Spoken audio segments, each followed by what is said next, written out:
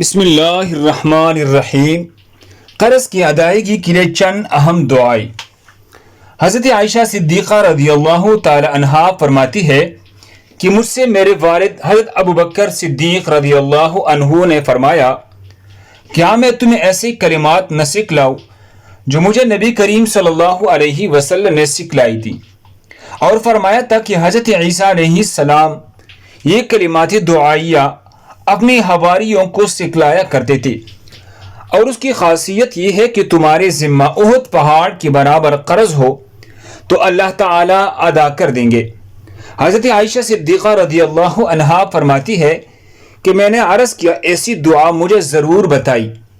آپ نے فرمایا احد دعا یہ ہے، اللہم فارج الہم کاشف الغم مجیب دعوت المضطرین رحمان الدنیا والآخرت ورحیمہما انت ترحمنی برحمت تغنینی بہا عن رحمت من سواک۔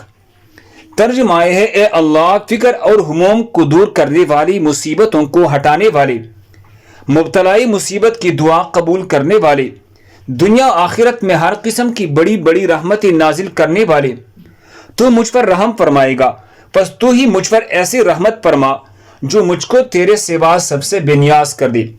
فائدہ یہ ہے، حضرت ابوبکر صدیق رضی اللہ عنہ فرماتے ہیں، جس وقت آپ صلی اللہ علیہ وسلم نے مجھے یہ دعا تعلیم فرمائی، اس وقت میرے ذمہ بہت سا قرض تھا اور میں قرض سے بہت گھبرایا تھا۔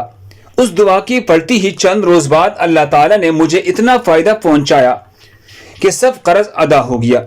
اللہ سبحانہ ہمیں بھی ان دعاؤں کا اہتمام کرنے والا بنائے۔